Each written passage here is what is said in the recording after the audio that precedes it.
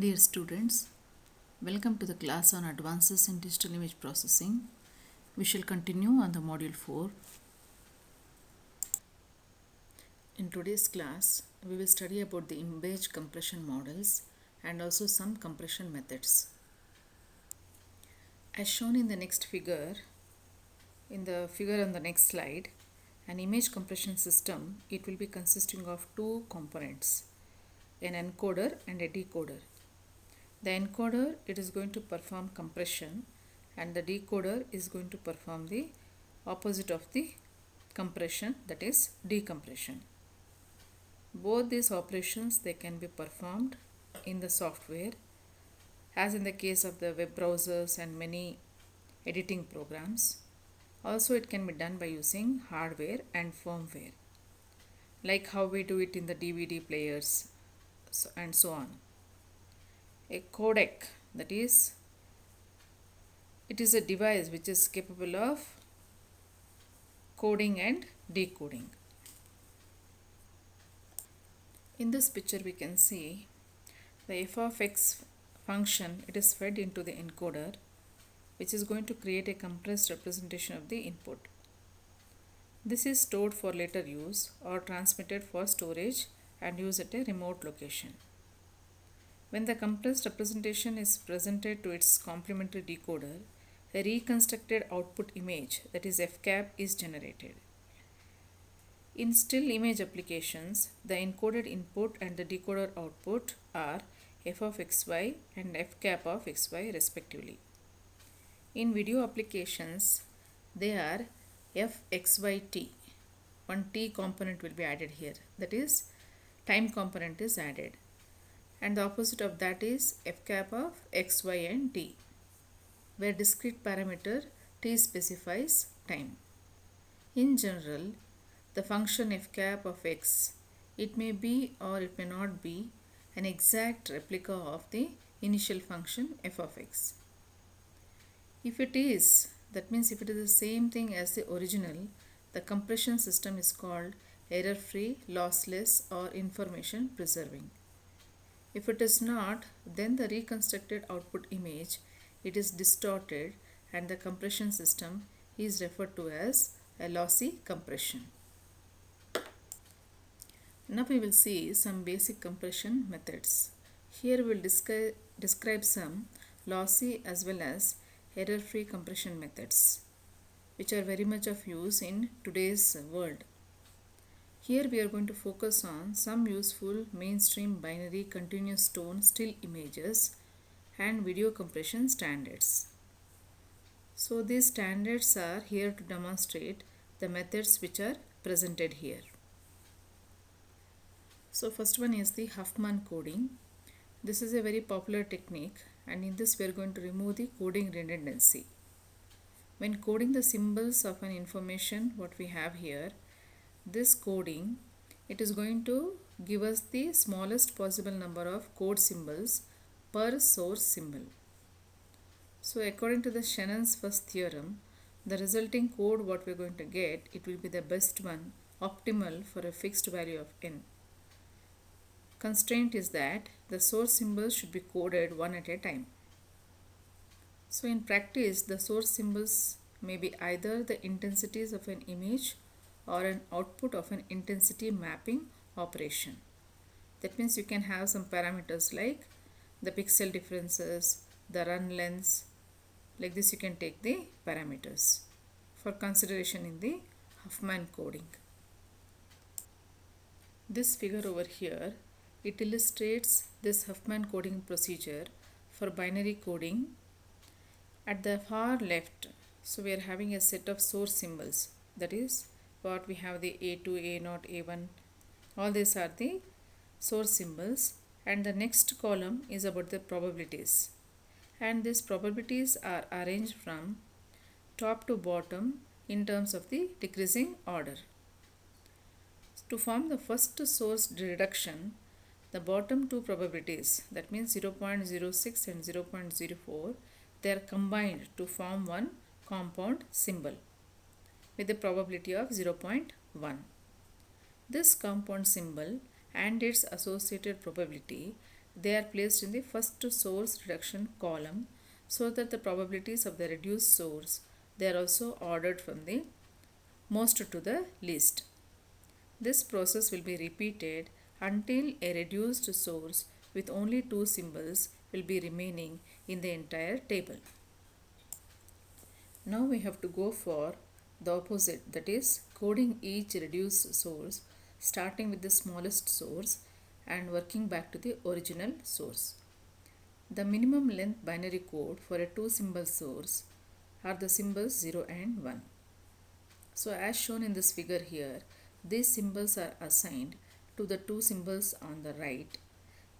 As the reduced source symbol with a probability 0.6 was generated by combining two symbols in the reduced source to its left, the 0 used to code it is now assigned to both of these symbols, that is 0 and 1. This 0 and 1 are arbitrarily appended to each of these to distinguish them from each other. This operation will be then repeated for each reduced source until the original source is reached. So the final code we are going to get as shown in this particular picture over here in the code column.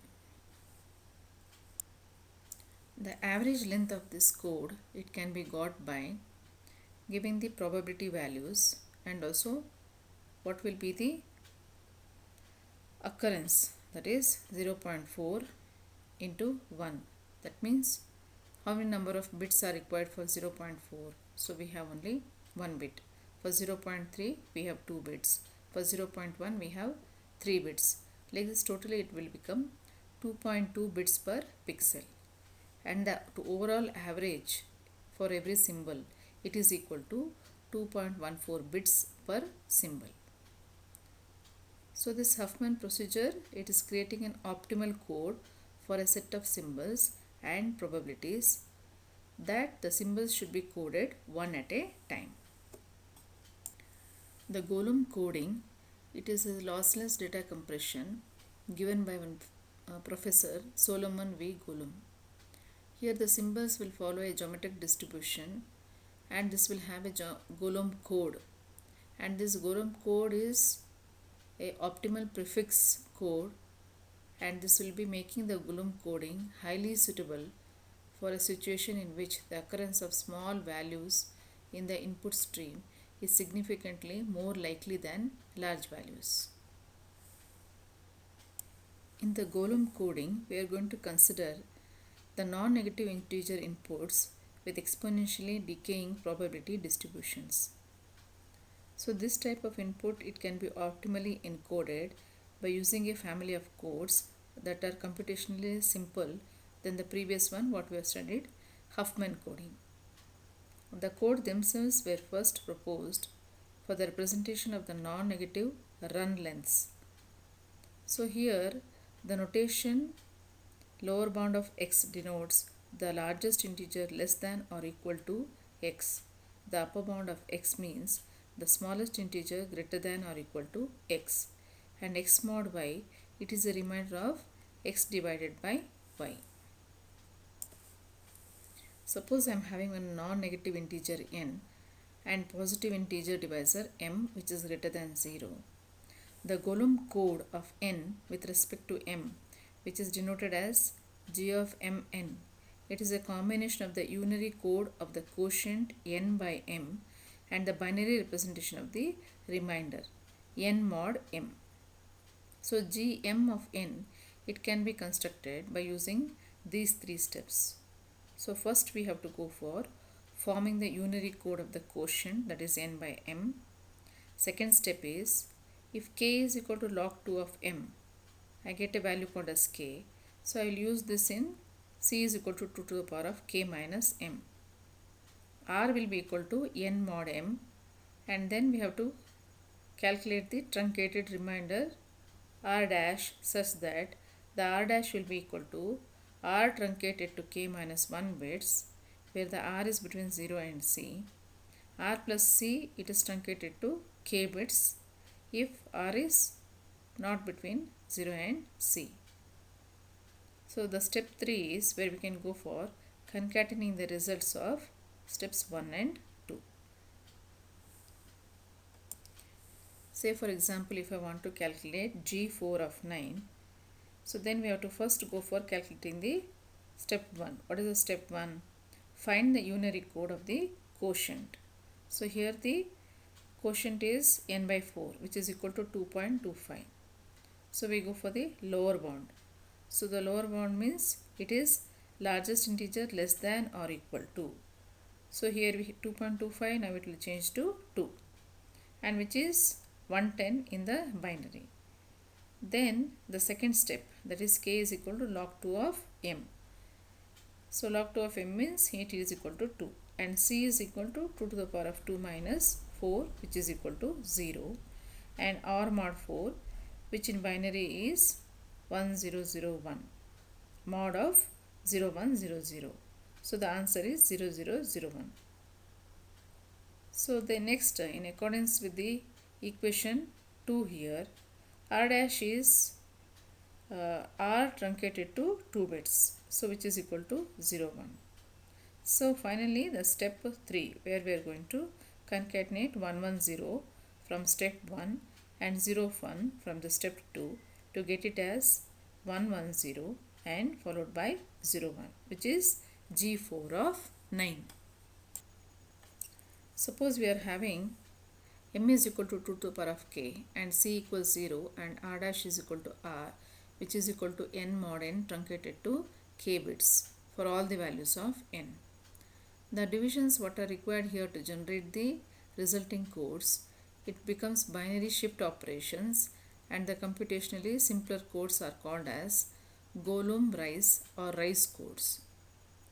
The columns 2 and 3, what is shown in the next slide, it will be listing the G1, G2 and G4 codes of the first two non-negative integers. Because m here is a power of 2 in each case, they are the first three Golomb Rice codes as well. The G1 is the unary code of the non-negative integer because n by 1 it is equal to n, and n mod 1 it is equal to 0 for all values of n. This picture shows the several Golomb codes for the integers from 0 up till the value 9. So we have here G1 of n, G2 of n and G4 of n, where the denominator, when we are going to calculate, that will be equal to 1, 2 and 4 respectively. We'll talk about the next column in the next slide. That is G0 of exponent of n. So we can see that the column 5 of the table, it is containing the first 10 codes of the 0th order exponential Golomb code, which is denoted as G to the power of 0 of exponent of n. The exponential Golomb codes are useful for the encoding of the run lengths because both short and long runs are encoded efficiently. An order k exponential Golomb code, that means if I am taking any k value, then g to the power of k of exponent of n, it can be computed by using the following 3 steps. The first step is find a integer I which is greater than or equal to 0 such that summation of j equals 0 to I minus 1, 2 to the power of j plus k, it will be less than or equal to n, which is less than summation of j equals 0 up till I, 2 of j plus k. This will form the unary code of I. If k is equal to 0, then I becomes log 2 of n plus 1, and the code here is called as Elias gamma code. The next step is we are going to truncate the binary representation of n minus summation of j equals 0 to I minus 1, 2 power j plus k to the k plus 1 least significant bits. And the last step, we are going to concatenate the results of steps 1 and step 2. So to find g to the power of 0 of exponent of 8, so the I value will be equal to log 2 of 9 or 3 in the step 1 because the k value is equal to 0. So now the equation will become summation value, and the 8 is between the values here what is given 2 power 0 plus 2 power 1 plus 2 power 2, which turns out to be 7. So 8 will be between 7 and 15.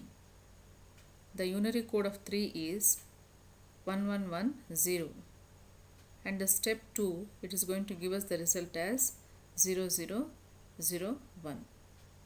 So which will be truncated to 3 plus 0 least significant bits, and it becomes 001. So when you're going to concatenate the step 2 with the step 1, you're going to get it as 111, 000 and 1.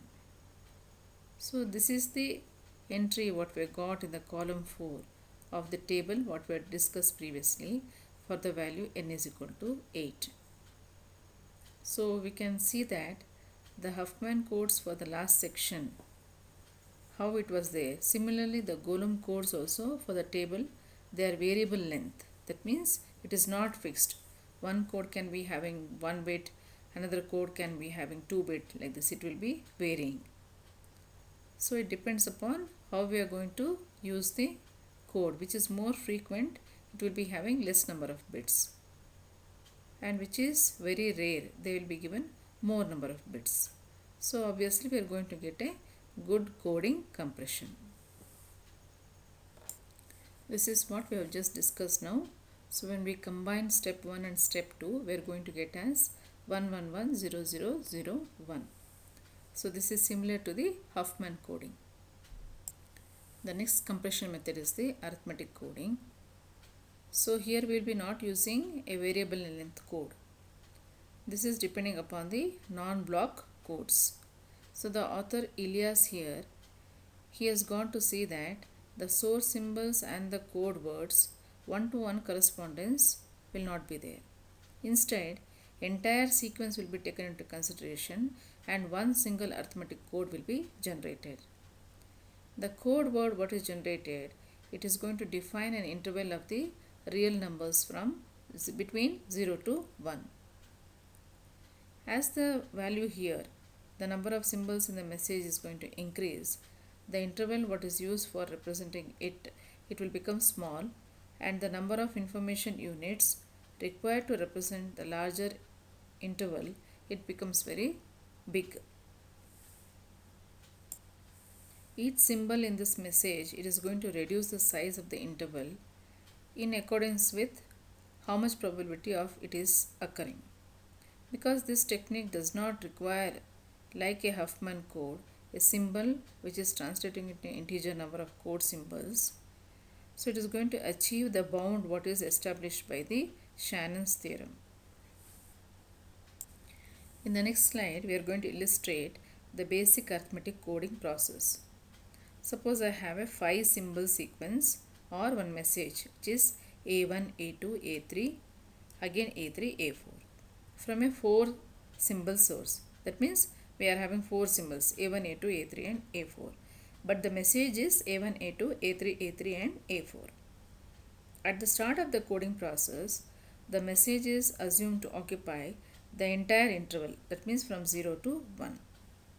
So as the table suggests here, the interval is going to be subdivided initially into 4 regions based on the probability of each of the source symbol.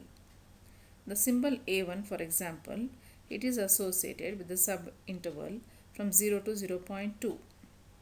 Because it is the first symbol of the message being coded, the message interval is initially narrowed to 0 to 0.2.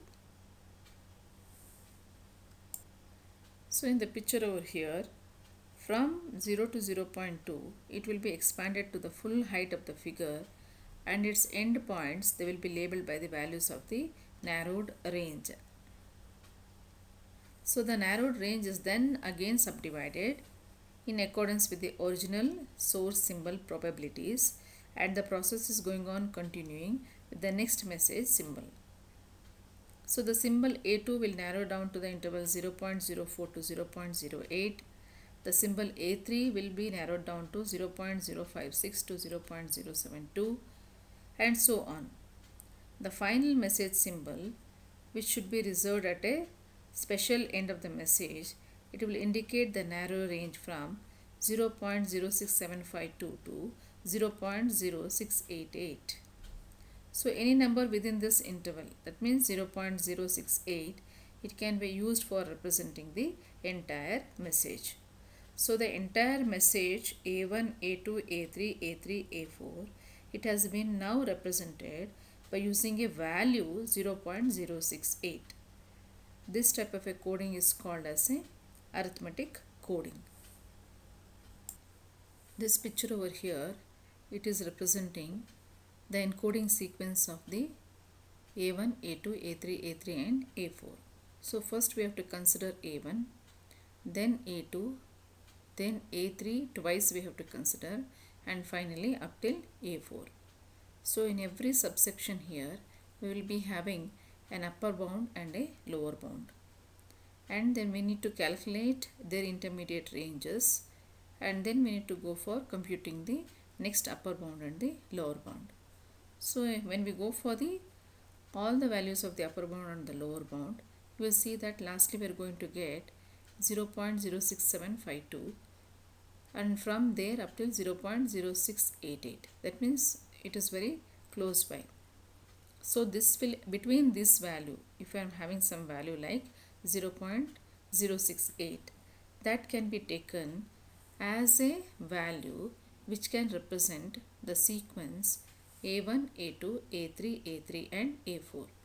So the 5 symbols what are there, now they will be represented only by using one floating number, that is 0.0688. By using the upper bound and the lower bound, we can see that for the given source symbol, according to their probabilities, we can go for calculating their upper bounds and the lower bounds. So you can see for the A1 it is going from 0.0 to 0.2. Next within this only, that means from 0 to 0.2, within that only one value has to be computed. So like this we will be having 0.2 to 0.4, and then we have the next range, it is going from 0.4 to 0.8, and then we have 0.8 to 1. Because A1 is equal to 0.2, A2 will start from 0.2 up till 0.4. So A3 total it is equal to 0.4. It starts from 0.4 and goes up till 0.8. And then A4 will be the last 0.2, that is 0.8 to 1. The LZW coding, it is concentrated on the error-free compression approach, which is addressing the spatial redundancies in an image. Spatial means in an array there will be some values, so that we are going to consider, and which is the repeated values that we are going to remove. This technique given by the Lempel-Ziv-Welch, it is going to assign fixed length code words to variable length sequences of the source symbols. So like from our previous knowledge, according to the Shannon, the idea here is for coding the sequences of the source symbols, we are going to neglect the individual source symbols. So the key feature of this particular coding is it requires no previous knowledge of the probability of the occurrence of the symbols, like what we were doing in the Huffman and the arithmetic coding. Despite this, it is protected under a patent, but now it is widely available and it is very much used in compression of the images in the GIF, TIFF and PDF images. So the PNG format, it was created to get around LZW licensing requirements. That means PNG is entirely different and it is a competitive compression method compared to LZW licensing. The LZW coding, it is very simple. So at the beginning what we are going to do, we are going to create one dictionary which is consisting of the source symbols and the codes, and then the codes will be constructed. Suppose we are having a 8-bit monochrome image. The first 256 words of the dictionary, they will be assigned values from 0 to 255. So 2 power 8 is equal to 256. From 0 to 255, we are going to give the values as 0 to 255. As the encoder sequentially examines the image pixels, the intensity sequences that are not in the dictionary, they will be placed in the algorithmically determined locations. If the first two pixels of the image are white, for example, if I am having a sequence like 255, 255, it will be assigned to location 256. Then the address following the location reserved for the intensity levels from 0 to 255, they will be considered. So the next time two consecutive white pixels are present, then what we are going to do, then we are going to place the address of the location containing 255 and 255, so which is representing the white color as the code word 256. So if 9-bit 512 dictionary, if in a 9-bit 512 word dictionary is employed in the coding process, the original 8 plus 8 bits that were used to represent 2 pixels will be replaced by a single 9-bit code word. So here we can see that the size of the dictionary is an important system parameter. If the size is small, the detection of the matching intensity values will be less likely. If it is very large, then the size of the code words, it is going to affect the compression performance. Because it will be a very big compression technique, the advantages will come down. Let us consider one image which is a 4x4 image. 4x4 image means we have a 16 information cell over here, and all the cell, what are the values we have here, it is given here. So for this, now we are going to go for finding the LZW coding. So we can see that in the next table the steps is given and which is coded for this 16 pixels. We will have one 512 word dictionary. That means we are having a medium sized word dictionary. So 256 is the actual size. So we are going to give double of that. We are not taking a very big one because it is going to complicate our compression technique. So we will take one 512 word dictionary, and then I am going to construct the dictionary one by one. So initially in the dictionary we will have the values from 0 to 255. For the entry also the values will be given as 0 to 255. And then we are going to take the locations from 256 to 511 as empty. That means these are the values what we are going to fill now. So for the entry from 0 to 255, the dictionary locations are also 0 to 255, and the next entries what we are going to make here, they are going to start from 256 onwards and it is going up till 512. The image here, it is going to be encoded by processing its pixels in a left to right and top to bottom manner. Each successive intensity value, it is concatenated with a variable, that is the column 1 of the table 8.7, what we have shown in the next slide. This is called as the currently recognized sequence. So from this, the variable initially it will be null or empty. Then the dictionary will be searched for each concatenated sequence, and if the sequence is found, as is the case in the first row of the table, it is replaced by newly concatenated and recognized sequence. So this is done for the column 1 of the row 2. That is, in the column 1 we have the, in the row 2 we have the 39 value. No output codes will be generated, nor is the dictionary altered. If the concatenated sequence, if it is not found, then the address of the currently recognized sequence is output as the next encoded value. The concatenated but unrecognized sequence, it will be added to the dictionary. The currently recognized sequence, it is initialized to the current pixel value. So this is happening in the row 2 of the table. That means 39 where we have, for that it is happening. The last two columns detail the intensity sequences that are added to the dictionary when scanning the entire 4x4 image. So 9 additional code words are defined, adding to the existing 256. So totally we'll be having 265 code words in the dictionary now.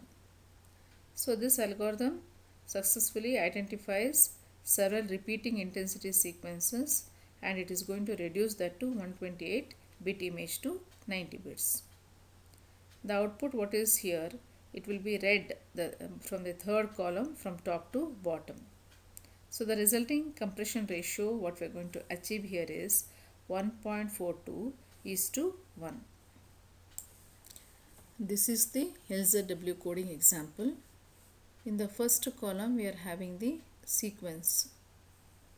So in the sequence initially we can go for combining two symbols, and then we can go for combining three symbols also. So same thing it is continued even in the last column. And in the second column we are having individual the bit image information starting from the first one, that is 39, 39, 126. All of them are covered here. And the third one is the actual output what we are going to get. So here we will be having up till 255 it is already defined. So from 256 onwards we have extra values given over here.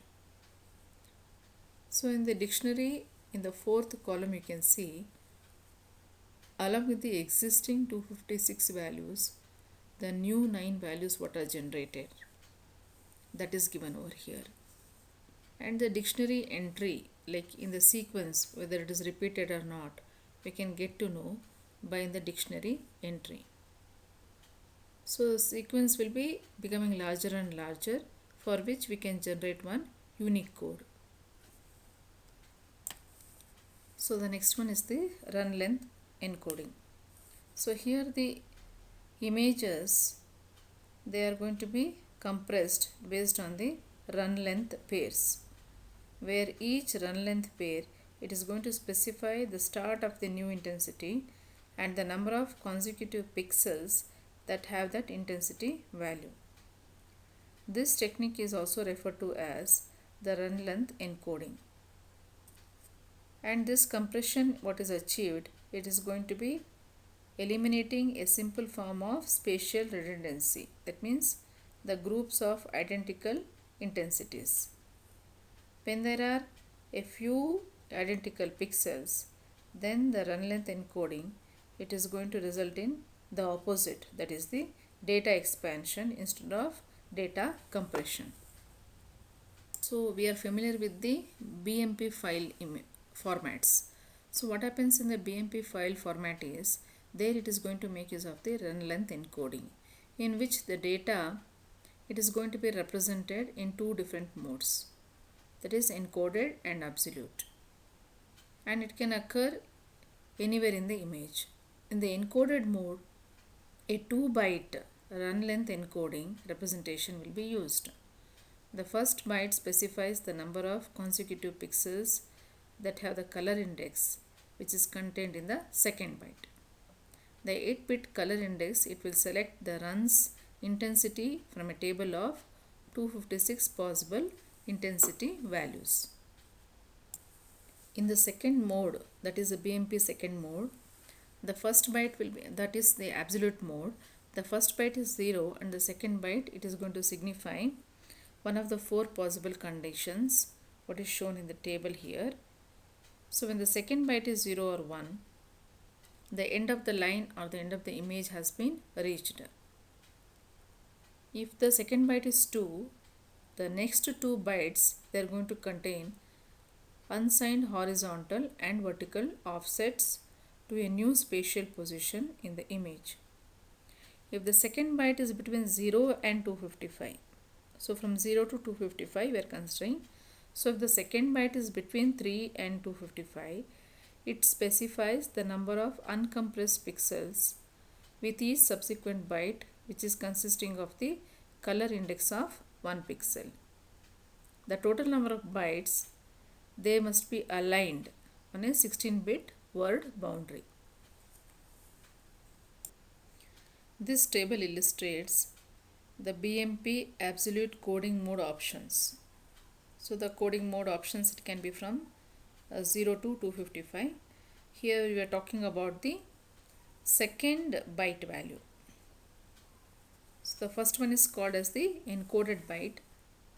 So this encoded byte, it will be having 2 byte RLE representation. And the second byte is called as the absolute byte. For the second byte, if the value is 0, it is end of line. If the value is 1, it is end of image. If the value is 2, then it is moving to a new position. And if the values are from 3 to 255, then it is specifying the number of uncompressed pixels. So we'll look at one example to understand this compression method. So here the uncompressed BMP file, which is of size 512 by 512 by 8. So this image, it is going to require 263,245 bytes of memory.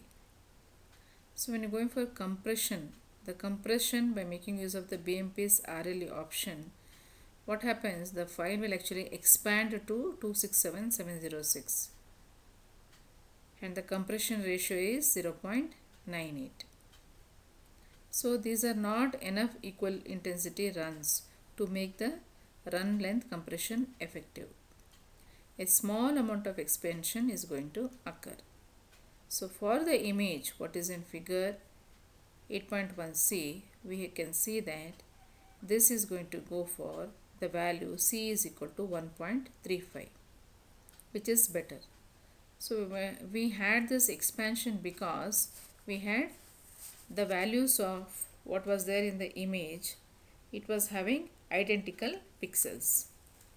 So if there are few runs of identical pixels, then the run length encoding, it is going to result in data expansion. This picture here, which is a 512 cross 512 8-bit image, and we also have its histogram. You can see that there are few runs of identical pixels. So because this is having few number of identical pixels, the histogram is distributed entirely. So the run length encoding, it is going to result in data expansion. So it had become equal to 267,706 bytes with the C value as 0.98. It didn't compress, it has become expansion. So we can go for observing this particular property when we go for a run length encoding. In the symbol based coding, here we are going to consider the images as a collection of smaller sub-images, and these small sub-images, they will be called as the symbols or the tokens. Each such symbol, it is being stored in a symbol dictionary, and the image is coded as a set of triplets, that is x1, y1, t1, x2, y2, t2, so on, where each xi, yi pair, it is specifying the location of the symbol in the image, and the token ti, it is the address of the symbol or sub-image in the dictionary. That is, each triplet here, it is going to represent an instance of a dictionary symbol in the image. Storing repeated symbols, it can compress images significantly, particularly when we are having the document storage and retrieval applications, where the symbols are often the bitmaps that are repeated multiple times. So we'll see one example here, which is a bi-level image. It is containing a single word banana, which is composed of 3 unique symbols A, B, but 3 A's and 2 N's. So we have repetitions of A's and repetitions of N's. So assuming that B is the first symbol identified in the coding process, so its array representation, which is given as 9 cross 7 bitmap, it will be stored in location 0 of the symbol dictionary. So as we can see in the figure 8.17, the token identifying the B bitmap, it is equal to 0. So the first triplet in the encoded image, its representation is given as 0, 2 and 0. So indicating that the upper left corner of the rectangular bitmap, it is representing the B symbol and it is placed at location 0, 2 in the decoded image. After the bitmaps for the A and the N symbols have been identified and labeled, the remainder of the image can be encoded with 5 additional triplets. So the 6 triplets what are required here to locate the symbols in the image, together with the 3 bitmaps required, which are going to define them, they are smaller than the original image compression. So the compression is going to occur. In this case, the starting image has 9 cross 51 cross 1 or 459 bits, and assuming that each triplet is composed of 3 bytes, the complete representation, that is the compressed representation, it will be having 285 bits. The resulting compression ratio, you can see that it has compressed a lot by using the value of C is equal to 1.61. To decode the symbol based representation, we can simply read the bitmaps of the symbols what are specified in the triplets from the symbol dictionary, and we are going to place them at the spatial coordinates which are specified in each triplet. So here we are having a 2-level document. So we can see that because this bigger image BANANA, it is a combination of small subimages, and all the subimages can be represented by using only 3 images, that is BAN, because A is repeated, also N is also repeated. So when we are generating the triplets, we can generate them so that it will be used for locating the symbols in the document. The first 2 values, it is going to tell where in the document it is specified, and the next one, the last one, is the address of the symbol or the sub image in the dictionary. We can see that in the triplet, the B is having value 0, 2, 0, A is having the value 3, 10 and 1. So where it is located, that is given. So 0, 1, 2, 3, and then the last value 1, you can see that it is repeated for all A's.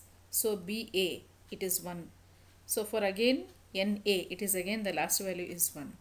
Similarly for the N, the last value 2 is repeated. The symbol based compression methods, they were proposed in 1970s but have become very practical recently because now we are using more images and all. The advances in the symbol matching algorithms, they have increased the CPU computer processing speeds, and they have made it possible to select the dictionary symbols and to find where they occur in the image on a timely manner. Like many other compression methods, the symbol based decoding, it is significantly faster than encoding. So we can see that the symbol bitmaps that are stored in the dictionary and the triplets what are used for the reference can themselves, they can be encoded for further compression performance. So as shown in the below figure, that means 8.17, what we have taken the example for the banana sub image, only exact symbol matches are allowed. So that is one drawback.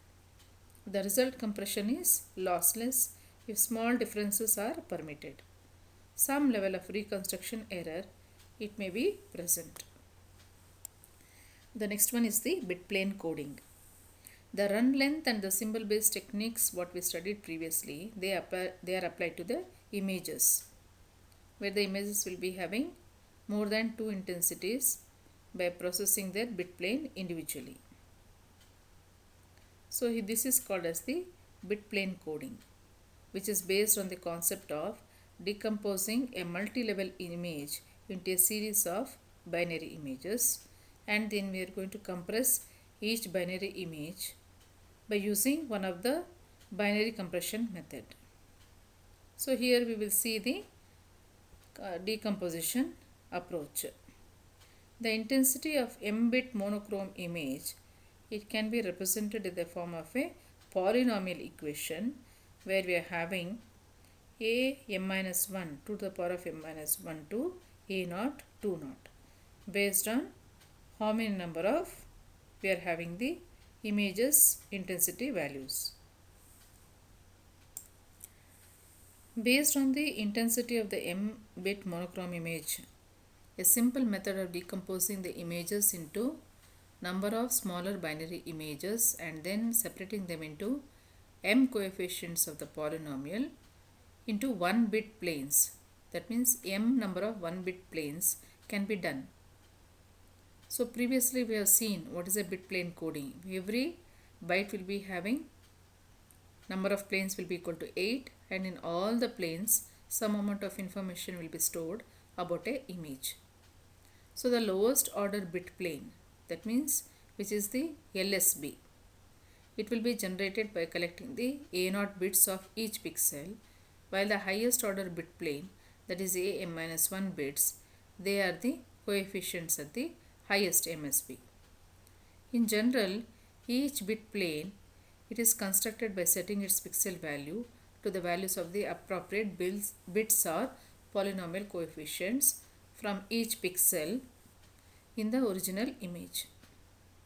The inherent disadvantage of this particular approach, it is that a small change in the intensity can have a lot of changes on the complexity of the bit plane.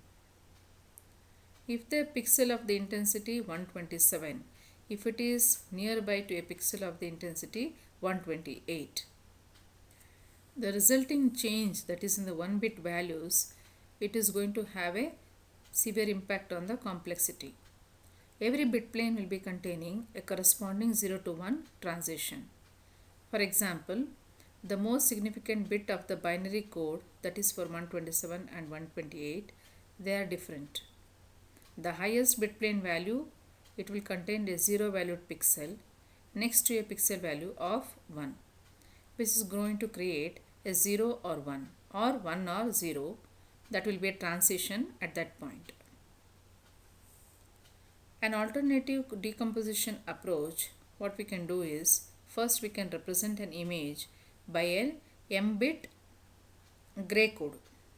So we know about the gray code. We can go for m number of bits of gray code.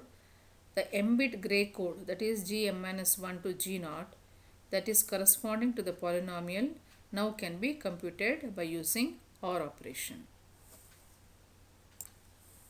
When we perform the XOR operation, that is the exclusive OR operation, AI and AI plus 1, so we can calculate the GI values, where it is going from 0 to m minus 2, and the last value g of m minus 1 will be same as a of m minus 1. This code has a unique property that successive code words, they are going to differ in 1 bit position. So small changes in the intensity are less likely to affect all the m bit planes. So when intensity levels 127 and 128 they are present next to each other, only the highest order bit plane will contain a 0 to 1 transition, because the gray codes that are corresponding to 127 and 128, they will be 0100, 0000 and 1100, 0000 respectively. The next one is the block transform coding. In the block transform coding, we will consider dividing an image into small non-overlapping blocks which are of equal size. And then we are going to process these blocks independently by using a two-dimensional transform. So here we are using a reversible linear transform method, which is used for mapping each block or a subimage into a set of transform coefficients, which will be quantized and then coded. For many images, the number of coefficients, they will be having small magnitudes and they can be coarsely quantized. That means they can be removed with little input from the image distortion. A variety of transformations, including the discrete Fourier transform, it can be used here to transform the image data. The next picture, it is going to show a block diagram of the transform coding system. Here the decoder implements the inverse sequence of steps, which is the encoding, that is performing four relatively straightforward operations, that is subimage decomposition, transformation, quantization and coding. An m cross n input image is then subdivided into subimages of size n cross n, which are then transformed to generate mn by n square subimage transform arrays. And every value here, every subimage here, it will be of size n cross n. So here our aim is to process and to decorrelate the pixels of each subimage and to pack as much as information as possible into the smallest number of transform coefficients. The quantization stage, then it is going to eliminate the coarsely quantized coefficients which are carrying the least amount of information. These coefficients which is having the least amount of information, they will be having less significance on the constructed subimage quality. The encoding process, it is going to give us the coding with the quantized coefficients. Any or all of the transform coding steps, they have to be adapted here to go for the local image content, which is called as the adaptive transform coding, or it is fixed for all the subimages and it is called as the non-adaptive transform coding. So this picture, it is a block diagram which is indicating encoder block diagram and the decoder block diagram. The encoder, it is consisting of the forward transform. So the decoder will be having the inverse transform. So the symbol encoder is there in the encoding and the symbol decoder, it is present in the decoder block diagram. So the quantizer is not used in the decoder. It is only made use of in the encoder because it is inherently present in the decoder. So the next one is the predictive coding. So this is a simple compression approach which gives good compression without much overhead, and it can be either error free or it can be lossy. So this is based on eliminating the redundancies of the closely spaced pixels in space or in time, and we are going to extract and we are going to code only the new information in every pixel. The new information of a pixel, it is given as the difference between the actual and the predicted value of the pixel. The block diagram in the next slide, it is giving the lossless predictive coding system, which is consisting of encoder and decoder and an identical predictor. So successive samples of the discrete time input signal, that is the function f of n, they will be introduced to the encoder. The predictor will generate the anticipated value of each sample based on the specified number of past samples. The output of the predictor, it is then rounded to the nearest integer, which is given by f of n cap, and it is used to form the difference or the prediction error. That means the error will be equal to the difference between the actual and the predicted value of the pixel. So we are having here the actual value and the predicted value. So the predicted value is given by f cap and the actual value is given by fn. The difference will give the error. This picture illustrates the lossless predictive coding model. So first we have the encoder and then we are having the decoder. So we have the predictor and then we can go for computing the compressed sequence in the encoder and the opposite, that is the decompressed sequence in the decoder. So both these are opposite to each other. In the lossy predictive coding, we'll add one quantizer to the lossless predictive coding model, what we had learned previously. and then we will see what is the advantages and disadvantages when we go for reconstruction accuracy and compression performance within these parameters. So as can be seen in the figure in the next slide, we can see the quantizer which replaces the nearest integer function of the error-free encoder is inserted between the symbol encoder and the point at which the prediction error is formed. It is going to map the prediction error into a limited range of outputs. This error is given by E of n. This will establish the amount of the compression and the distortion, that means the total amount of error what is going to occur. The last compression method is wavelet coding. Like transform coding, the wavelet coding, it is also based on coefficients of a transform, that is decorrelating the pixels of an image which can be coded more effectively than the original pixels themselves. So if the basis of the function it is a transform, that means in this case the transform is wavelet, the small waves what we are going to consider. We can pack much of the information, that is a visual information, into small number of coefficients. The remaining coefficients, they can be quantized coarsely or truncated to 0 with little image disturbance. The picture in the next slide, it is showing a typical wavelet coding system. So if I want to encode 2 to the power of j cross 2 to the power of j, and we are going to make use of one wavelet called as psi, and the minimum decomposition level we are taking it as j minus p. So these values will be used to compute the discrete wavelet transform of the image. If the wavelet has a complementary scaling function phi, the fast wavelet transform, it can be used over here. So in any of the case, the computed transform converts a large portion of the original image to horizontal, vertical and diagonal decomposition coefficients with zero mean value and the Laplacian like probabilities. So like what we have done in the previous image, the previous topic, the simple statistics of the wavelet transform is used here.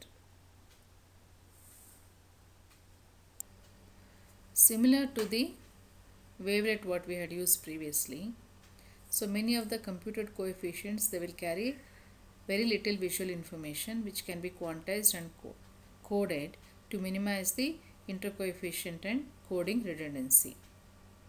The quantization, it can be adapted to exploit any positional correlation across the P decomposition levels. So one or more lossless coding methods like previously what we studied, like the Huffman, arithmetic and the bitplane coding, they can be included here to get the final symbol coding step. So it is a mixing of the coding techniques. The decoding is accomplished here by inverting the encoding operations with the exception of the quantization. So this quantization which cannot be reversed. The wavelet selection is very significant here. So it is used for the forward and the inverse transform, and it will affect all aspects of the wavelet coding, designing and performing. So the wavelets are going to impact directly the computational complexity of the transform, the system ability to compress as well as to reconstruct images of acceptable errors. So when the transforming wavelet it is having a companion scaling function, the transformation can be implemented as a sequence of digital filtering operations with the number of filter tabs equal to the number of non-zero wavelet and the scaling vector coefficients. The ability of the wavelet to pack information into small number of transform coefficients, it is going to determine the compression and the reconstruction performance of this particular wavelet method.